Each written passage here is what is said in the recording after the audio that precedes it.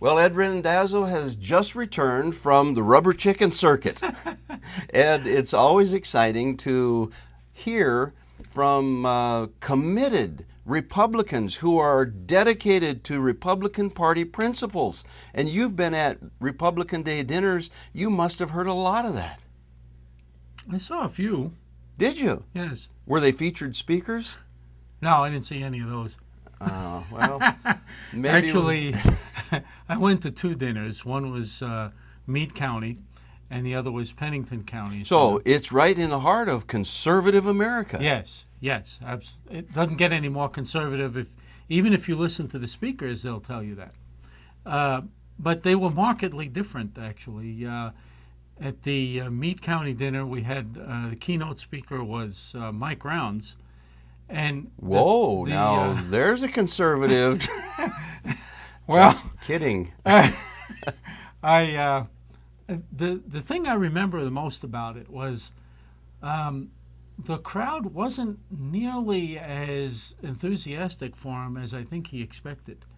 And I know the talk at my table was, gee, I wish we could get a more conservative candidate to run for Senate. But that being what it may, other than that, it was kind of uneventful at Meade County. Pennington was somewhat different. Well, there was a major newsflash important speaker at Pennington County. Yes, we had Rance Priebus. Who? He's the. I thought you were the only one that rants. No. I do rant. Is it Rance or Rice or Reese? No, it's Rance. It's Rance Priebus. It is. Okay. Well, he's a pretty important fella. Yes, he is. For those of us who don't know, he is the chairman of the Republican National Committee, who based out of Washington D.C. and he should make sure we knew about that. But there was quite a number of people there. I would estimate, I don't have an official count or anything, but there was like 10 or 15. No, there was 400 or 500 people there. All right. All right. And quite the active crowd. A number of South Dakota speakers as well, including the state chairman, and of course the governor was there. Governor Dugard was there. He spoke briefly, but. And also Representative Kristi Noem was there, and Senator John Thune, but they all built up to the keynote speaker, who was Rance Priebus, who basically tried to sell us on his growth and opportunity project, which I couldn't find anyone but myself in the room that had read it. Well, as you know, I wasn't in the room. I elected to, rather than contribute my $100 so my wife and I could attend and listen to speakers that I don't agree with. You and I have talked about this growth and opportunity stuff, and it's a load of things I can't even say. They censor me if I say it.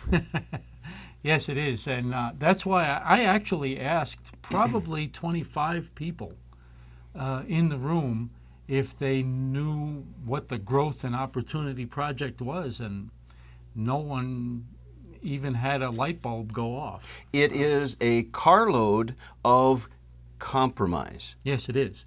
I believe it is nothing but a blueprint to make the Republican Party the Democratic Party by compromising our principles in order to win elections. But I keep asking people, if we win elections with less than conservative people, candidates, what have we really done? What we've done is really lost. Yes, we have. And better to lose on a principled platform than to win on a. Again, I'm going to be censored if I'm not careful, with compromise. We just cannot compromise the fundamental principles. And that's what this growth and opportunity platform is all about. Yes, it is. And I have read it, by the way. Yes, as have I. It compromises on traditional family values. It compromises on the right to life. It compromises on immigration, the illegal kind.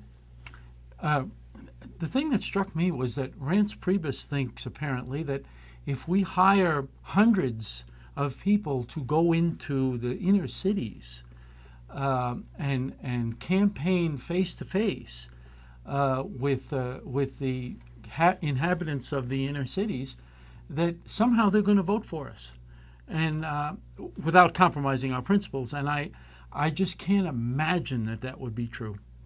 You know, Ed, you and I have talked a lot about it, but this is a time for Americans to stand on principle. Like never before, perhaps since the founding of this nation, do we need men and women who will lead this country with a firm, firm moral foundation. It's just not something we see at a national level, is it? It's not. Sad but true. Stay tuned. We'll be back.